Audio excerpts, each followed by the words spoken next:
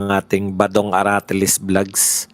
Pag-uusapan natin ngayon, ito po, no, BBM, nagtataka. Bakit daw po nagkaroon ng rally? Bakit daw po nagrarally yung INC? Tindi niyo talaga, Mr. President. Mr. President, lapit niyo po ulo niyo nga. Ibubulong ko kasi sa inyo. Mr. President naman, oo. Okay, pag-uusapan din po natin, ito po yung mga akusasyon po ni Senator Marcoleta na yung pagpapakulong po sa kanya ay ang promotor po nito walang iba kundi si Ombudsman Boying Remulla, no? At saka ito po ayon din kay Senator Marcoleta, sinabi niya po yung dahilan kung bakit po gusto siyang mapakulong nito pong mga tao na to at iba't iba pa pong kaganapan sa EDSA, no? Nakakapagod pero masaya, no? Masaya po tayo dahil sa wakas nakita po natin yung napakaraming tao sa EDSA. Nakita po natin yung talagang yung hindi na lang po, yung una siguro mga panay iglesia po yun, pero bandang huli, nagsidating na rin po yung mga tinatawag nating Duterte supporter sa EDSA. Kaya hindi na po masasabi yan na purely INC. Talagang nagpasimuno lang po yung mga iglesia ni Cristo. Takang-taka nga tayo rito kay BBM. Hindi po ba nakakatawa? Nakakatawa na po talaga itong ating nakatira sa Malacanang na paano niya naisip na magtaka, no? Nagtataka po kami sa inyo, BBM, parang clueless siya na bakit may rally? Ano ang dahilan? Wala po kayong kaide-ideya, no? Hindi po kinakailangan yan, Mr. President, na maging henyo po kayo sa politika, no? Pakiramdaman lang po, kaya talagang masasabi po natin na tama po talaga yung mga pinagsasabi ni Vice President Sara Duterte na hindi talaga marunong mamuno si BBM, no. Talagang ako hindi ko po alam kung may ganito po palang tao yung napakamanhid sa lahat. Wala po siya talagang idea, no? Wala po siyang ka-idea-idea.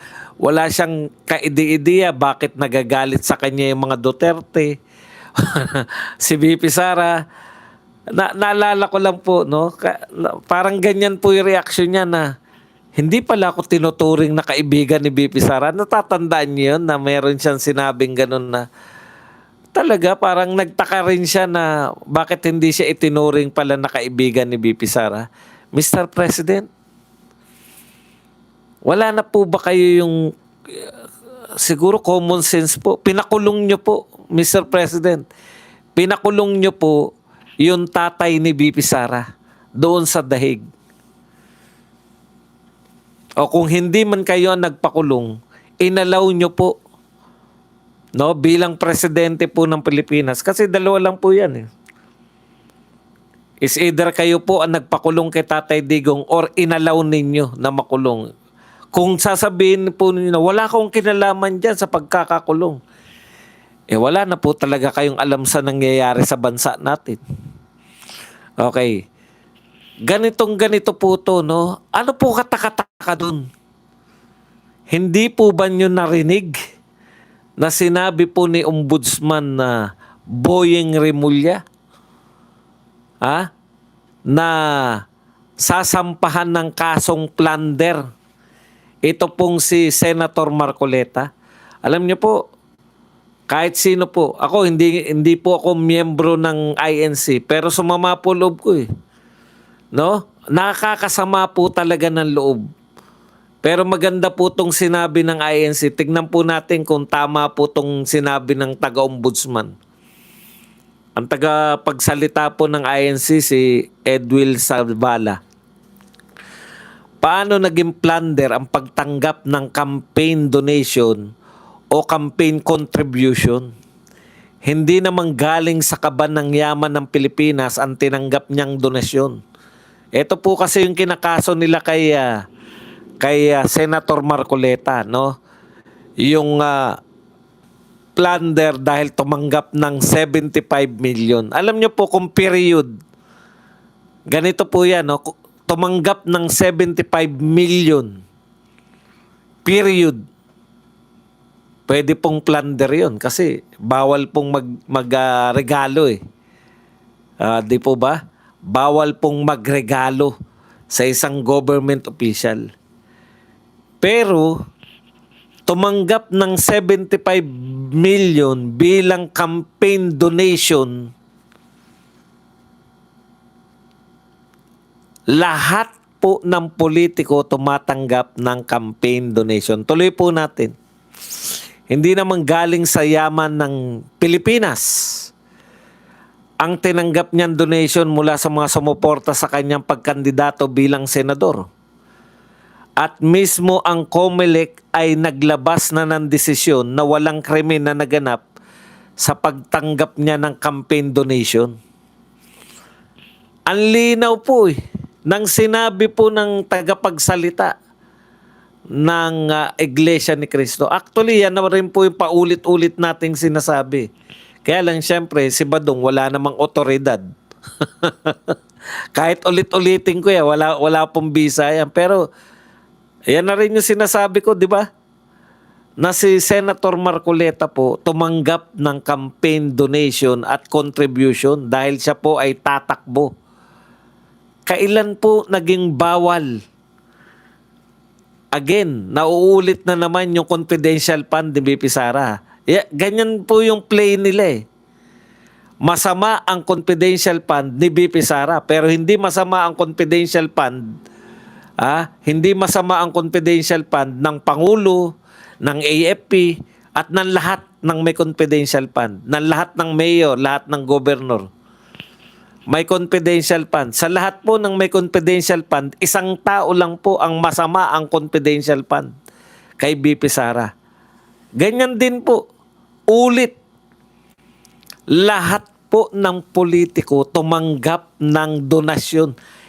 Wala pong politiko. Ewan ko lang kung si Manny Pacquiao, kung sarili niya lang pera yung ginamit niya pangampanya. Pero imposible po na hindi po siya nagtumanggap ng donasyon. So kung lahat po ay tumatanggap ng campaign donation at campaign contribution, bakit po naging plunder? Bakit po si Senator Marcoleta lamang yung may kasalanan? Kaya po sinasabi ng Iglesia ni Cristo at ni Senator Marcoleta, selective ang justice system dito. Ang daming may confidential fund. Lahat walang kasalanan sa confidential fund. Iisa lang po ang tanging may kasalanan sa confidential fund. Lahat ng may confidential fund, bawal bulat-latin, bawal tignan, bawal busisiin kasi confidential. Si BP Sara lamang po ang tanging may confidential fund na binulat-lat, na binuksan, na hinanapan ng butas. Wala pong ibang confidential fund na ginawa nila niyan. Ngayon, mauulit na naman kay Senator Marcoleta. Lahat po tumanggap ng campaign contribution. Tanging si Senator Marcoleta lang. In fairness po, baka sabihin nyo naman bakit yung sinabi lang ng tagapamahala ng iglesia ang binabanggit mo ba dong? Ito po ang katwiran ng ombudsman sa pamamagitan po ni Attorney Miko Clabano, Assistant Ombudsman. Ang definisyon ho kasi ng plunder, ito po tinatanong niya, sinagot niya kasi to si Edwin Sabala. Paano naging plunder ang pagtanggap ng campaign donation? Ito po ang sagot ni Clabano, Attorney Clabano. Ang definisyon ho kasi ng plunder ay yung amassing or accumulating or acquiring ill-gotten wealth through a combination or series of criminal acts. At yung criminal acts po na yun ay pwedeng receiving a gift from any person. Yan. Pag receiving a gift from any person, masama talaga yun. Pero siya rin po nagpaliwanag, si Clabano rin. Ano sinabi ni Clabano? Sabi ni Clabano, kung public officer ka, hindi talaga pwedeng tumanggap ng ganyang kalaking halaga. Hindi raw po pwedeng tumanggap ng kasing laki ng 75 million ang isang public official. Ituloy po natin yung pagbabasa. Hindi pa po tapos yung sentence.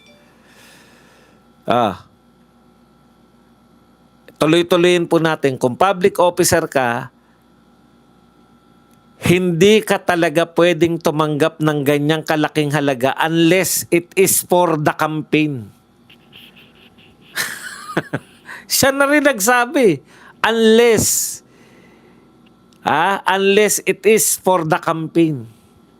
Maliban na lamang kung ito, ibig sabihin, kung tatanggap ka ng regalo, bawal. Maliban na lamang kung ito ay para sa kampanya.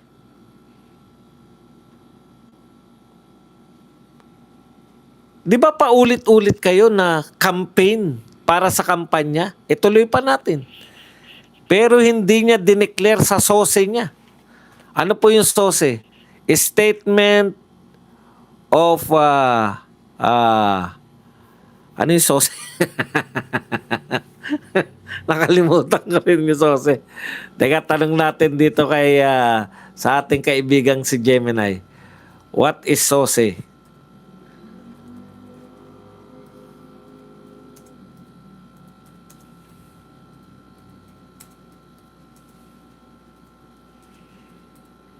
Tinatanong ko lang ano ang SOSE sa eleksyon? What is SOSE? A Statement of Contribution and Expenditures. Okay. Contribution and Expenditures. SOSE. Bakit daw po hindi nilagay ni Senator Marcoleta? Pinaliwanag na po yan ni Senator Marcoleta sa COMELEC. Kasi unang nireklamo siya sa COMELEC Una siyang pinagpaliwanag ng COMELEC. Bakit po COMELEC? Basta lahat ng related. Lahat po ng related sa election offense sa COMELEC po irereklamo. Okay. Ano po sabi ng COMELEC? Walang nagawang kasalanan, walang nalabag sa batas si Senator Marcoleta. Paano mangyayari na sinabi ng COMELEC na walang nilabag sa batas? Same yung 75 million na campaign contribution. Walang nilabag sa batas. Paano mangyayari na yung ombudsman sasabihin ngayon na may nilabag sa batas? Kaya po ang paratang po ni Senator Marcoleta, kaya po siya ginaganyan, no? Dahil sabi nga ni Senator Marcoleta, yung kung mapapakulong po siya at very willing naman po siyang magpakulong, hindi po siya magre-resist, hindi po siya tatakbo, hindi niya po tatakbuhan yan. Magpapakulong po siya. Hindi po siya magre-resist ng arrest. Sasama siya ng kusa.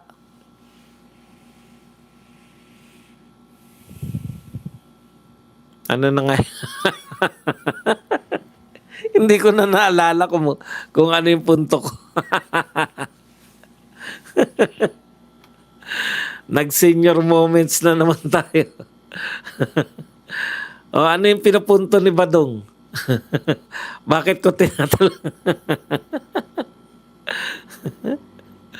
Hay nako, Badong.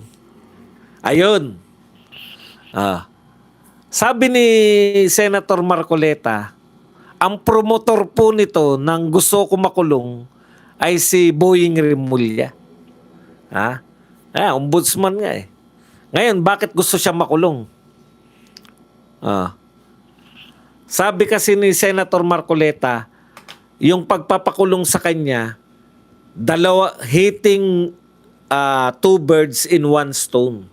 So yung akto po na pagpapakulong sa kanya ay dalawang manok po ang tatamaan. Dalawang ibon po ang tatamaan. Una po, pag siya'y napakulong, libreng-libre na po sila na kahit hindi na po mag-imbestiga. Kasi may effect po to, magkakaroon po to ng epekto sa mga kapwa niya senador. Lalo na po yung mga senador na may nakabinbin na kasuhan, no? Oh. Ano po to? Wala na pong parang tutuldukan na talaga ng Senado yung investigasyon dito sa flood control. Kasi yan po talaga punot dulo eh.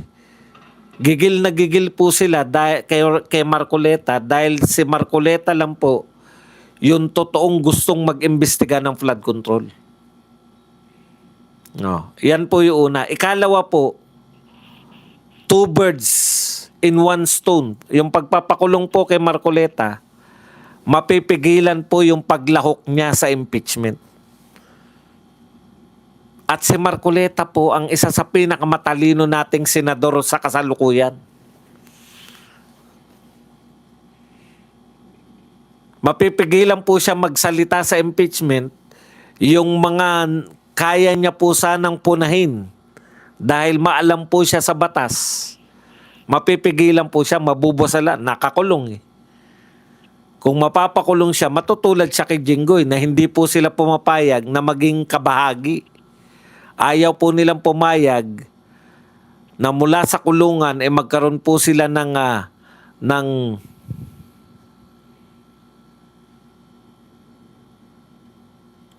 mga gumamit ng teknolohiya para po maka-attend sa hearing ang mga katulad ni Jinggoy, at kung sasamain ay maisasama si Senator Marcoleta.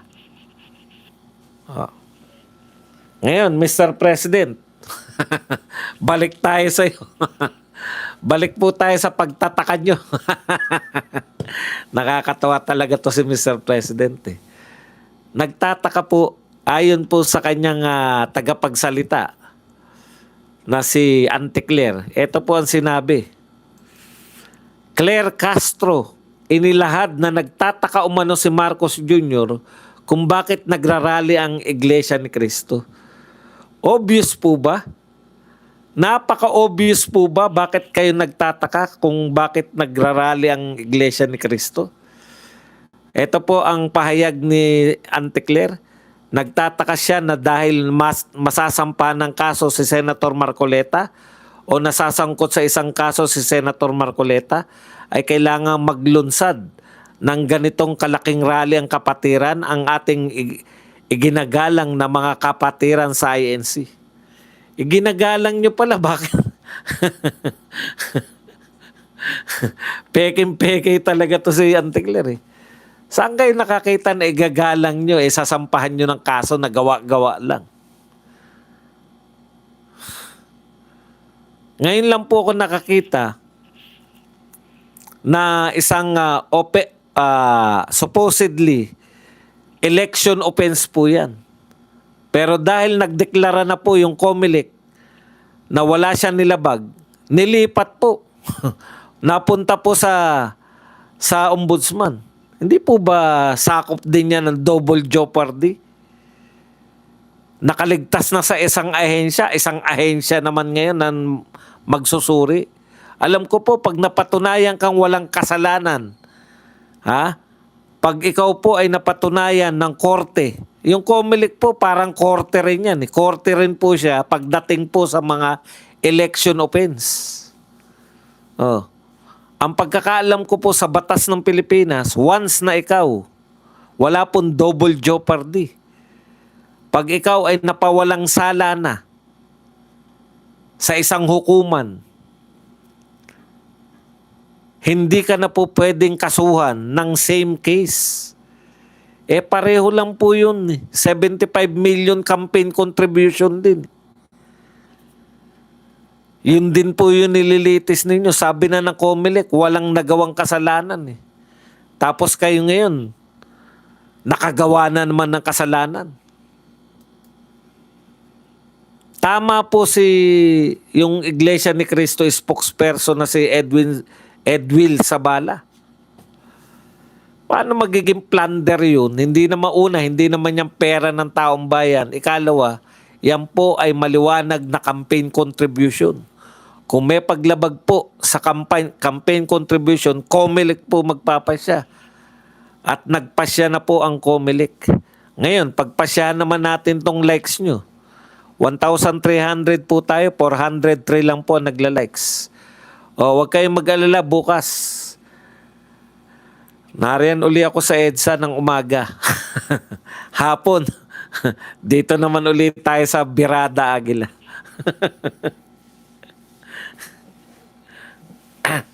Okay. Masarap po sa pakiramdam, no? Masaya ka po. Ako, masaya ako na nakita ko na maraming tao sa...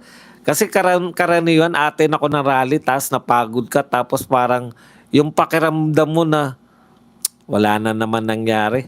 Eto po, may hope ka pa eh, no? Okay itong bukas meron pa uli.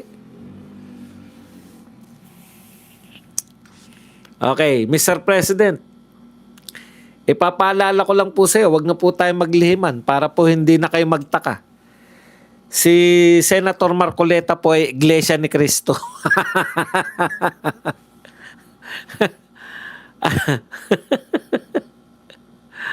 Sige, eto rin po, pagsalitain pa rin po natin si kapatid na Edwil Sabala. Hindi tutol ang Iglesia ni Cristo sa pagpapatupad ng batas. Pero tutol kami sa pagbaluktot sa batas. Pagbaluktot o bending the law. Bending the law. Lalo na kung ang layunin ay para pagtakpan ang katiwalian. Napakalinaw po, no? Napakalinaw po sa lahat ng mga Pilipino na si Senator Marcoleta po ang naghahabol ng mastermind dito po sa pinakamalaking korupsyon sa kasaysayan ng Pilipinas.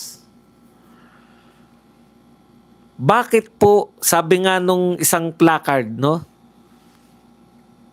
Bakit si Marcoleta makukulong samantalang kayo ang mandarambong? Yun po yun, Mr. President. Mr. President naman. Sasabihin nyo, nagtataka kayo? Bakit ba sila siguro nag-uusap si Anticler at si Mr. President ganito, no? May rally iglesia. Bakit sila nagrarally? Bakit sila nagrarally? Anong dahilan?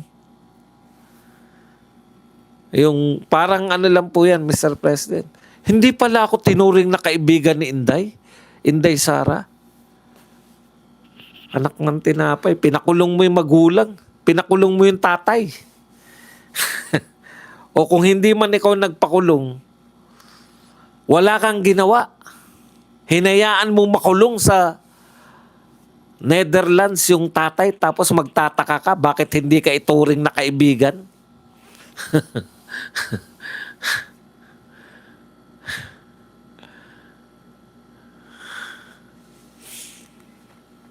Okay.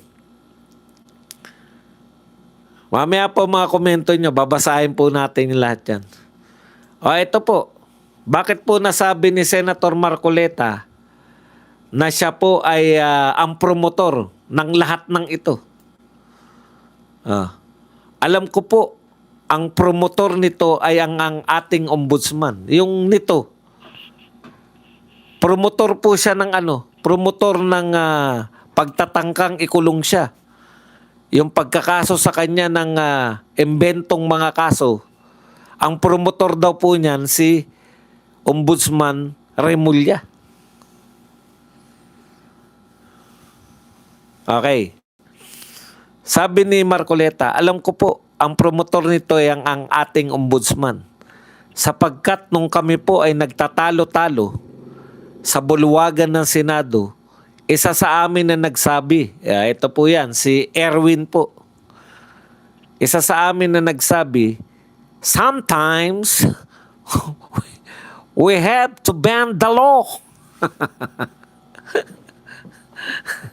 At sumagot po ang ombudsman nang tinanong siya kung tama ang kanyang sinabi, is that right, Mr. Secretary? At ang kanyang sinabi, alam na po ninyo kung ano ang kanyang sinagot. Yes, sir. Yan po ang patunay na talagang matindi po magplano to si Marcoleta. Siya rin po yung nakikita natin na kung bakit po nawalan po ng kaso. Hindi na po makukulong itong mga naghudas dito po sa 13.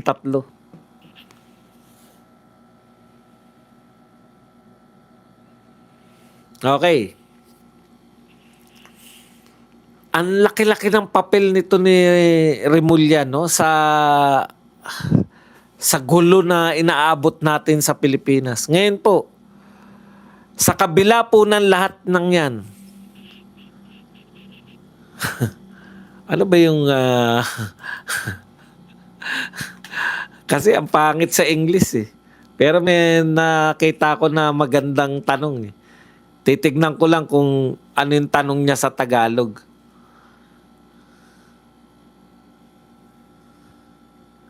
Are you still without EDSA?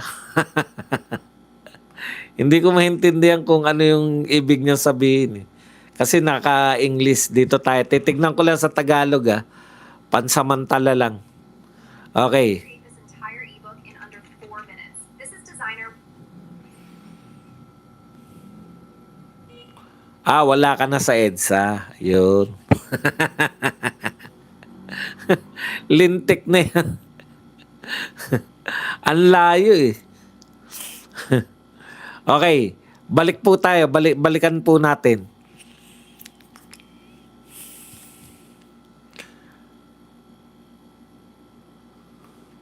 Sa pagiging promotor. Yan. So ngayon,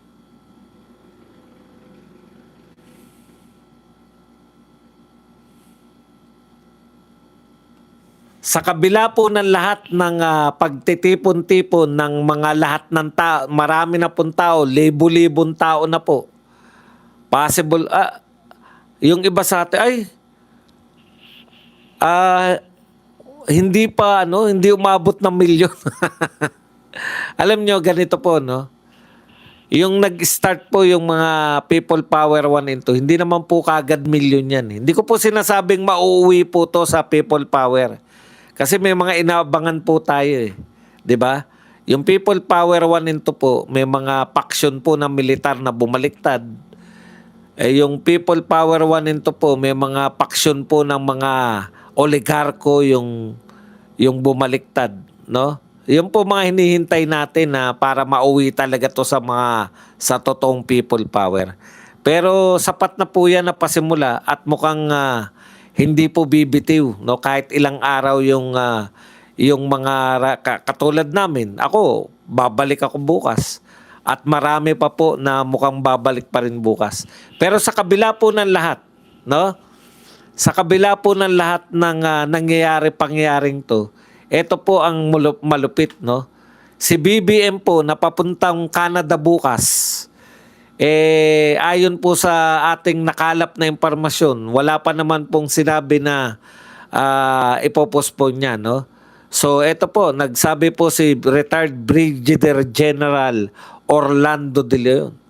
Sabi po ni Orlando De Leon, General Orlando De Leon, kung lilipad si BBM papuntang Canada bukas habang nasa kaguluhan ng bansa, maaaring ito ituring na pagtakas sa pananagutan at pag-abandona sa responsibilidad.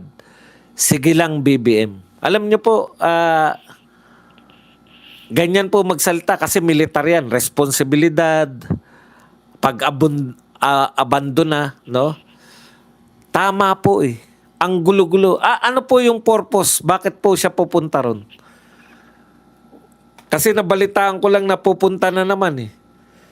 Itanong lang po natin sa kaibigan nating si Gemini. Ano ang purpose ng pagpunta ni BBM sa Canada?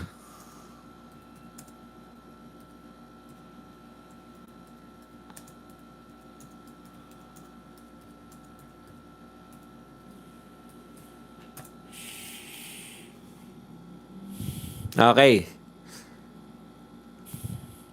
Tignan lang natin ha kasi wala ko ideya. Pagpapalalim na strategic at economic cooperation ng dalawang bansa. Ito ang kauna-unahang pagbisita ng Pangulo ng Pilipinas sa Canada sa loob ng 11 taon. So, strategic and economic cooperation. Para saan po yung economic cooperation nyo ng ibang bansa? Na partikular ng pupuntahan nyo sa Canada. Para po sa mga Pilipino, di ba? Hindi naman po para sa inyo. Ito po yung mga Pilipino nagrarally, oh. Ano kaya ang tingin? Halimbawa po kung kayo ang leader ng Canada, despite na halos milyon na po yung nagrarally sa EDSA, iiwan po ni BBM. Ano ang iisipin ng matinong leader ng mayamang bansa sa leader na very willing na iwan yung libo-libong nagrarally para lang makipagkita sa akin? Para saan? Kung ako ang leader ng Canada, Mr. President, why are you here? Your people is rallying. Tama ba is? Bakit ka narito, Mr. President? Kung ako po ang presidente o prime minister ng Canada, yun ang ibubungad ko. Mr. President, why are you here? Habang ang mga Pilipino ay nagrarally. Alam niyo po ba yung rally? Yung meaning ng rally? Kaya nagtitipon-tipon ang mga tao. Kasi pag mag-isa lang, hindi makikinig. Para sila pakinggan. Anong uri ng gobyerno yung aalis habang libo-libo ang nagrarally?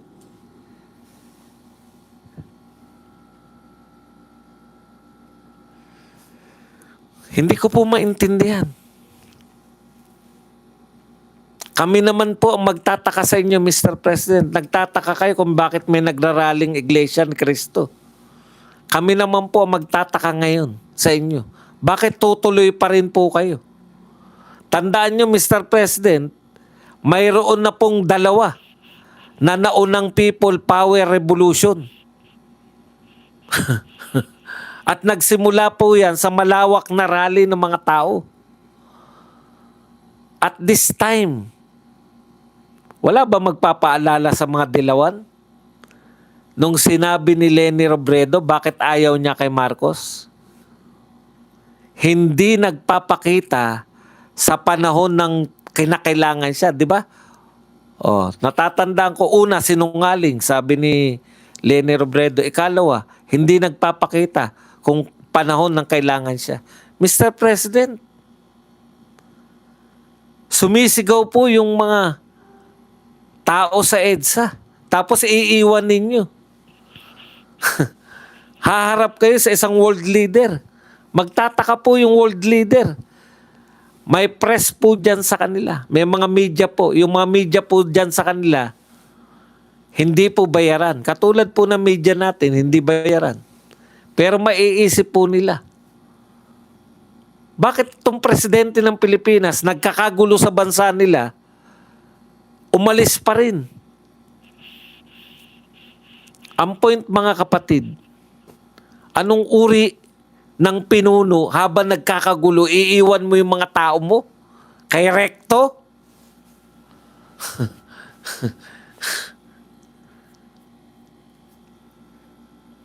Napakasamang optics. Alam mo, Mr. President, alam namin kung bakit pumupunta ka sa mga lugar at nagtuturo ng kung ano-ano. for optics, ang pamumuno mo po, wala po ba nagpayo sa iyo? Na ang sama po ng magiging dating na habang nagrarally po, parang sumisigaw po sa kawalan.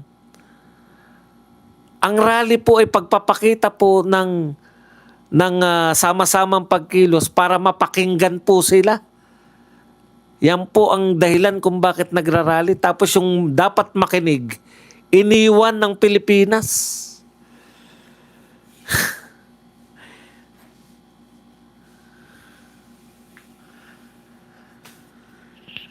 Ang sakit po nun. Okay, puntan po tayo sa iba. Paalala lang po natin. Yan po ay, ano yung sabi ni BP Sara dyan, yung talagang di marunong maging presidente.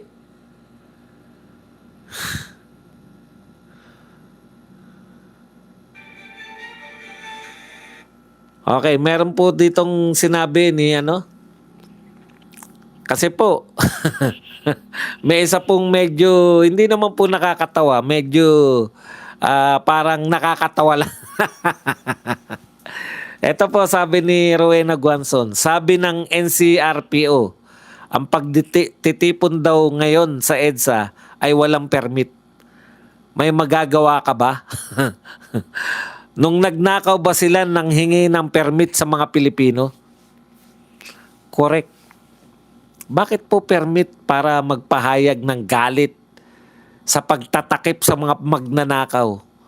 Yung mga magnanakaw po ba nung nag-deliver, nanguha ng mali-maletang pera, nanghingi ng permiso sa atin? Di ba? Okay. Ito po, mga maliliit na lang po to na magre-react na lang po tayo. Bago tayo pumunta sa question and answer portion. Ala, nawala yung...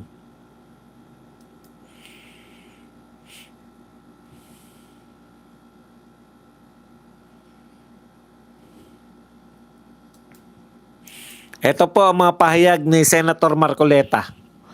Alam kong aarestuin nila ako. Alam kong ikukulong nila ako. Yan. Ngunit kapag ako'y kanilang inaresto, hindi na po matutuloy yan. Akala po nila ay malilibing ito sa limot. Ang isa pa pong inaasahan nila ay hindi na po ako makakasali doon sa impeachment proceedings na nakatakda po magsimula sa susunod na linggo. Sa makatwid, 2 ibon, 1 putok, mga kababayan. Yan po, no? 2 ibon, 1 putok. Hala.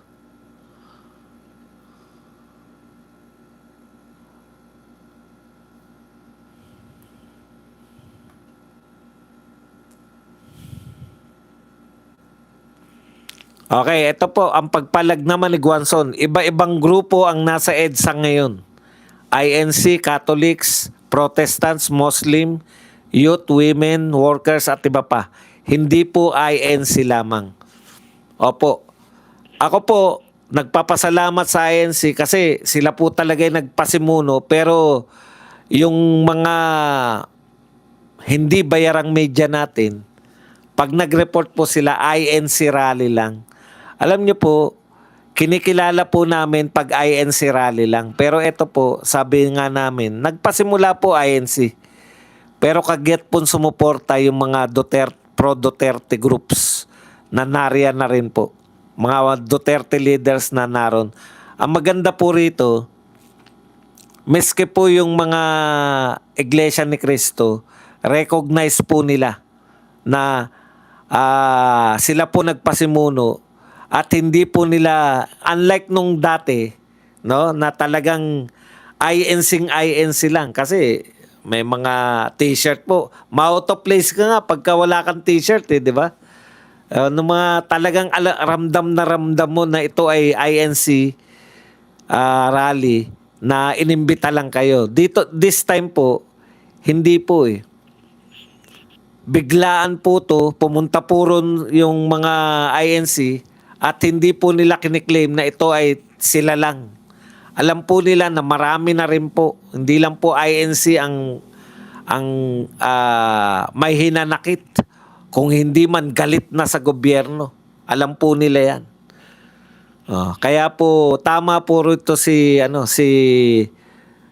Guanzon na hindi na lang po siya. Simula po INC, tapos maraming grupo na po ang sumuporta. Okay. Kaya pala aalis si BBM kasi wala daw siyang nakikitang threat sa EDSA rally. Talagang ganyan ang buhay, di ba? Hindi po kayo natututo sa kasaysayan. Wala po tayong problema dyan. Ito naman po ang panawagan ni Senator Cayetano. Iharang ang ating katawan. Stand in the way of injustice amid INC rally. Tignan niyo po sila mag-present po. Pine-present po ng mga hindi bayarang media na INC rally lang po ito. Hindi po totoo yan. Ito po, maganda po yung sinasabi nito ni Ka Eric Celis. Sabi po ni Ka Eric Celis at saka ni Jacinto Jing Paras. Ayan po. Sinasabi po nila na mag-standby lang po si BP Sara dahil baka anytime, ayon po sa konstitusyon, di ba? May mangyari po sa Pangulo, magbitiw, magkasakit ng maluba at o kaya ay matigok. Vice President po ang papalit ang halili. Okay. Mga kapatid, gustong-gusto ko na pong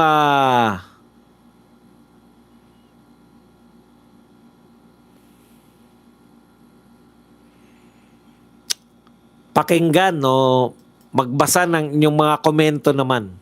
Yan lang po ang ating topic. Pwede na kayong magtanong, magbigay ng reaksyon at higit sa lahat, pwede po kayong magpakape. Wag pong paulit-ulit, Bren.